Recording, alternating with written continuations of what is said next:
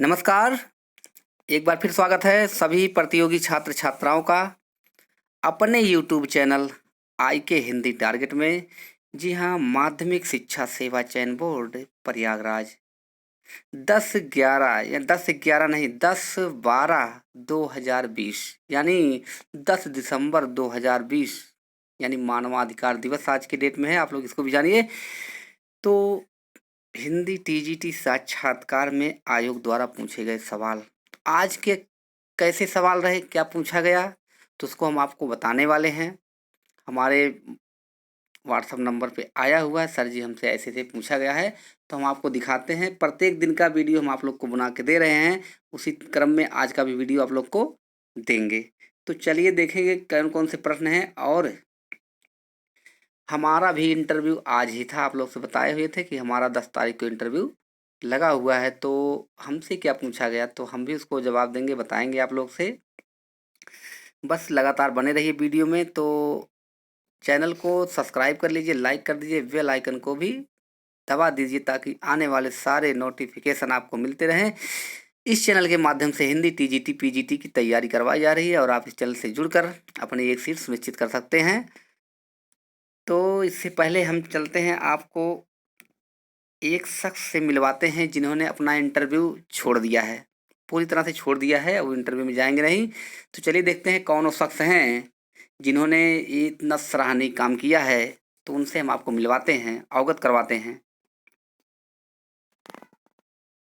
तो जैसा कि आप लोग को स्क्रीन पर अब दिख रहा होगा, ये हमारे एकदम पक्के दोस्त हैं और एक ही साथ में पढ़े हुए हैं, बढ़े हुए हैं। मैं विनायक चंद, जी हाँ कह रहे हैं, मैं विनायक चंद 69,000 में चयनित हूँ। जी हाँ, इनका नाम विनायक है, विनायक पर्यायवाची आप लोग जानते हैं। गणेश कह रहे हैं, मैं विनायक चंद, यानी गणेश मतलब भगवान, भगवान का मतलब ये भगवान का रूप धारण कर लिए हैं, इसलिए एक सीट ये छोड़ दिए हैं। अब आप लोग इनको जितना धन्यवाद दे पाएँ उतना देंगे, कम ही रहेगा। तो विनायक चंद 69,000 शिक्षक में भर्ती में चयनित हूँ। मेरा चयन हिंदी टीजीटी में हुआ है। जी हाँ, इनका हिंदी टीजीटी में चयन हुआ है। इंटरव्यू के लिए कॉलिंग हुई है। 110 + 8 यानी टोटल 118 है। 118 जान ही रहे हैं। मैं अपना इंटरव्यू छोड़ रहा हूँ। कितनी अच्छी बात है, कह रहे हैं ये शब्द कहते हुए कितना अच्छा लग रहा है।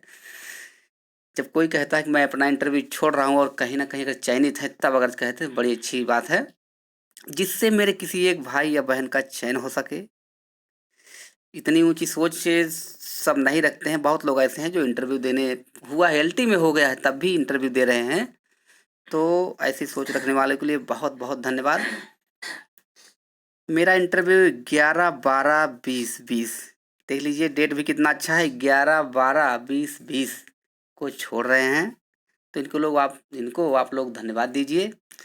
तो चलिए अब इसी क्रम में हम प्रश्नों को बताते हैं, क्या क्या प्रश्न आपसे पूछे गए हैं।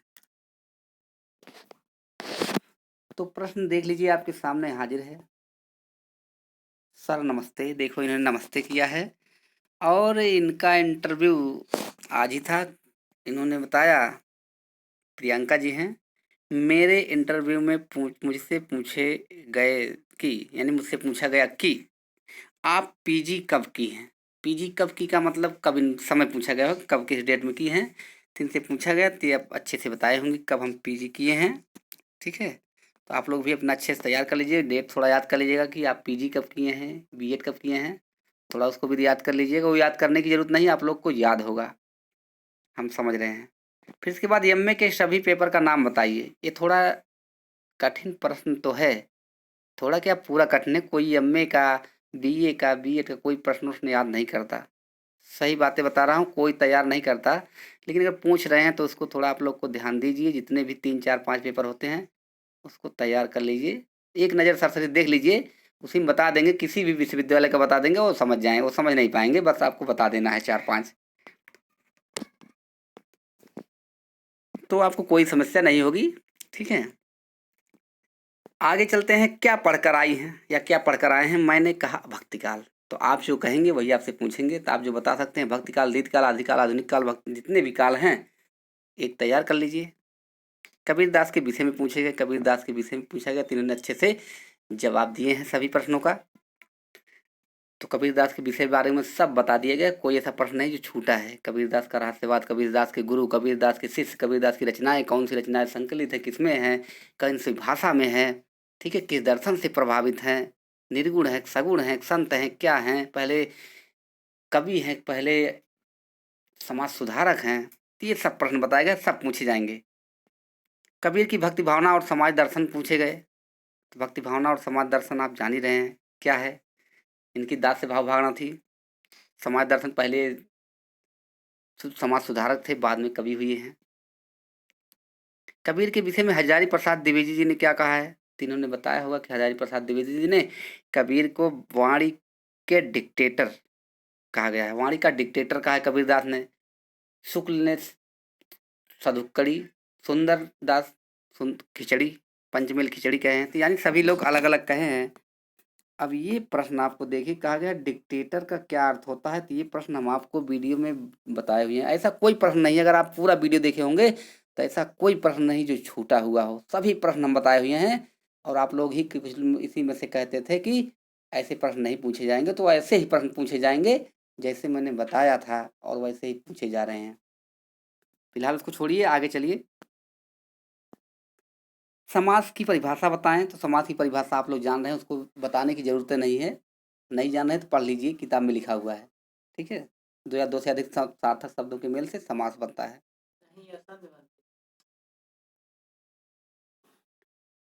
तो वाणी का डिक्टेटर का अर्थ हम बताए थे, तो आपको बता दे रहे हैं, इसका अर्थ होता है तानाशाह। क्या होता है? तानाशाह, यानी जिसको भाषा पर पूरी पकड़ हो उसी को डिक्टेटर कहा जाता है। डिक्टेटर का अर्थ होता है तानाशाह, हम बताए हुए थे। अगला है सभी समास के एक एक उदाहरण, दो दो उदाहरण बताइए। तो जितने समास है, 6 समास है, 6 के दो दो एक उदाहरण सब लोग जान रहे हैं, उसको आप अच्छे से तैयार कर लीजिए। संधि की परिभाषा बताएं, तो संधि की परिभाषा आप लोग जान सकते हैं। संधि की परिभाषा, समास की परिभाषा, ये सब आप जान रहे हैं। तो चलिए अब चलते हैं। चलना क्या है, अब हम थोड़ा अपने बारे में बता दें कि हमसे क्या पूछा गया। तो हमसे पूछा गया भक्ति काल के, आदिकाल के बारे में। हमने बताया कि संपूर्ण साहित्य हम तैयार किए हैं। तो उन्होंने कहा विशेष में क्या था, हमने कहा कुछ भी पूछ लीजिए सर। तो उन्होंने कहा कि, हमने कहा कि चलिए आदिकाल से हम बताते हैं।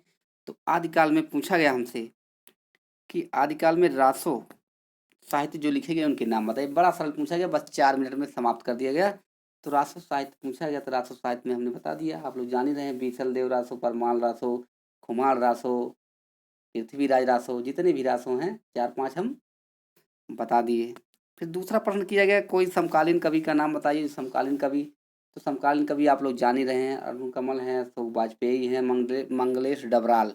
एक बात और, यहाँ मंगलेश डबराल नाम आ गया है, तो मंगलेश डबराल का, तो मंगलेश डबराल का उनकी मृत्यु हो चुकी है, अभी रात में हुई है, ठीक है। कल के रात में मंगलेश डबराल का क्या हो चुका है, मृत्यु हो चुका है। तो आप लोग इस प्रश्न को थोड़ा देख लीजिएगा, क्योंकि मृत्यु हुई है, तो आप जो जितने भी है 11, 12, 13, 14, 15, 16 वाले, किसी से भी पूछा जा सकता है कि अच्छा बताइए हाल ही में कौन कवि मरे, जो अभी, या बता पूछ सकते हैं 10 तारीख को, या जो 1-2 दिन हुआ, किस कवि की मृत्यु हुई है। तो आप लोग इसको तैयार कर लीजिए। मंगलेश डबराल की मृत्यु हो चुकी है। इनका कब जन्म हुआ है उसको भी देख लीजिए, 1-2 रचनाएं देख लीजिए, इनसे पूछा जाएगा। तो आपको बता दे रहे हैं, ठीक है। अगर जानते हैं तो अच्छी बात है, नहीं जान रहे तो और अच्छी बात है, हम बता दिए हैं। अब देखिए हम प्रश्न और क्या हमसे पूछा गया काव्य शास्त्र में क्रम बताइए सभी का। रस के बाद क्या है, तो रस के बाद पहले रस संप्रदाय है, फिर इसके बाद अलंकार संप्रदाय है, रीत संप्रदाय है, ध्वनि संप्रदाय है, वक्रोक्त संप्रदाय है, फिर इसके बाद औचित्य संप्रदाय है। तो काव्य शास्त्र के बारे में पूछा गया, तो इसको बताया गया। और फिर इसके बाद पूछा गया विद्यापति की रचनाएं। विद्यापति की रचनाएं यानी पदावली, विभागसार, लिखनावली, पुरुष परीक्षा, कीर्तिलता, कीर्ति पताका इत्यादि सब पूछे गए, और एक एक गीत सुना गया। तो हम सबको अच्छे से बताए, और इसके बाद कहें कि अब जा सकते हैं। तो इंटरव्यू समाप्त हो गया। अब फिर मिलते हैं, जिनका भी इंटरव्यू कल है वो इस नंबर पर, आप लोग को बार बार बता रहे हैं, 63 066 63 066 61 62 1। इतना मोबाइल नंबर है, चाहे इस पर आप व्हाट्सअप कर सकते हैं या फ़ोन के माध्यम से या कमेंट बॉक्स में लिखकर बताएंगे तो हम आपके जो प्रश्न है उसको सभी के पास तक पहुंचाएंगे। ठीक है, तो प्रियंका जी ने बड़ा अच्छा काम किया है। प्रियंका जी को भी धन्यवाद और इनको भी एक सीट मिले। और अब और सभी भी अपनी तैयारी में लगे रहिए। तो आज के लिए इतना ही, फिर मिलते हैं अगले वीडियो में। तब तक के लिए धन्यवाद।